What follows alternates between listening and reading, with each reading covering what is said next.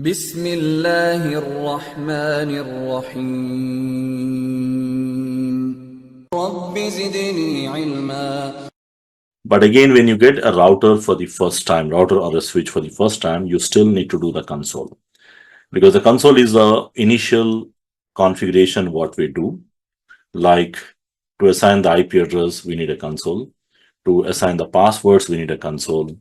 And also a connectivity anyway, we don't need. But to do the basic configurations, we need a console.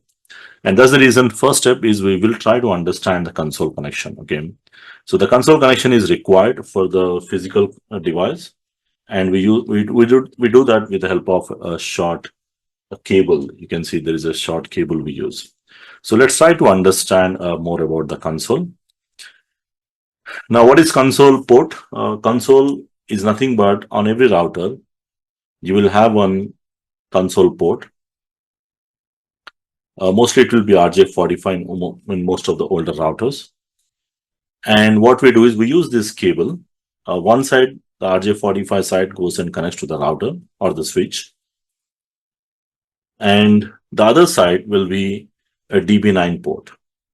This is typically the COM port, we call it as communication port. And this end goes and connects to the backside of your computer. And based on that, the console connection is done. Okay. So this is one way you do. And most of the today's scenarios, let's say, if I'm using a laptop, now most of the laptops do not have the COM port. Even most of the new PCs, they don't have the COM ports because they are no more used. Now, nowadays, we use something called USB ports. The USB is the most common port. So you will get a converter which converts the DB9 port, the COM port, to USB. So which means from your PC, it will be connecting to USB or to the COM port, depends. Like here you can see this is the USB connection, which goes onto the COM port, and the other end is going to be on the router side. Or sometimes you might get a direct cable, which is a direct USB to console. So it depends, the initial, this was the first one, and this was the second one where you can have an extension or a converter, or you can get a direct USB port as well. So it depends upon whatever the type of cable you have an access. Okay. So if you see the console connection, what we discussed in the different types of ports, like I said, there are 3 different types of console ports you'll find. So one of the common console is RJ45 console. This is the RJ45 console, which goes and connects to the RJ45 port, commonly found on the old routers. If you go with any 2636 series models or 292829 series models, the older ISR routers, they typically have this kind of a console port. And this cable, we call it as a rollover cable. And likewise, you might be using the same RJ45 console connecting to the USB port. Now, either you connect to the COM port, like I said, one option, or you're connecting the same RJ45 to the USB port on the PC, and you have a converter which converts to USB, or you directly connect USB to USB port. Now, like nowadays, the new routers, if you remember, I discussed there is a USB B type port, which is used for the console. So in today's, like yesterday when we covered the Cisco 9000 series routers, you have the USB type port, which is more kind of a console port can be used. So it all depends on what type of the routers or the model numbers what we are using. Totally, it depends on that. Okay. So based on that, you have to figure out which type of console cable is more suitable for your requirement. Now, the first step, what you have to do is you need to make sure that we have the console connection. So what's the first step? A simple thing, make sure that you connect the things via console. Console is the first step, what you need to keep in mind. Okay. Now, the same thing, if you are trying to simulate the same lab inside the packet tracer, let me quickly show you. Like in the real scenarios, we will be using a real computer from where we'll be doing the console connection.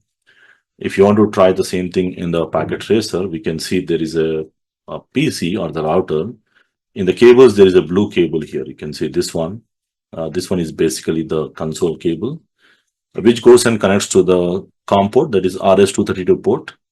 Now we can connect it to the router or to the switch, whichever the device you want, you can connect. Okay, so you can just simply connect, and this connection goes over the console port. And this is how it exactly simulates the console connection. Now, once we have the console connection, the next step will be we need to go to the CLI, because whatever you see here, once we do the connection, but still you should be in a position to able to access the console connection, right? So what we do, we use a terminal software. The terminal software will be either PuTTY or Secure CRT. We use these softwares, and based on these softwares, we will be connecting. Like if you take a simple example, let's assuming that I do have a console connection, my laptop or my computer, I need to select the COM port. So there is a serial port, and we need to specifically mention which COM port you are exactly using. Because technically, if you're using a COM port, then mostly if you go to the computer properties, inside the computer, we do have an hardware properties or the device manager. And there is a place where you will see what type of COM port or what is the COM number you're using. Because sometimes it will be COM1, COM2, depends upon where you exactly insert or depends on that. So always check whether it shows the COM port here or not. So the numbering will change. Depends upon the hardware. So that's the reason I recommend you to use the device manager and try to figure out if I'm using a COM port. Even if you're using the USB ports, and that's a different case, it shows under the USB. So we need to select this. So serial connection, and then give the exact name, because whatever the COM port it shows you here, exactly the same name you have to give.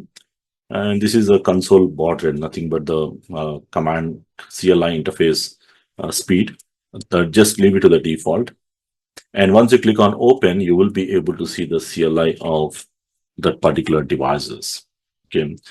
So the CLI of the devices will be available only when you do the console connection, because if you don't do the console connection, you cannot be able to access the CLI of any device. It can be a router, switch, firewalls.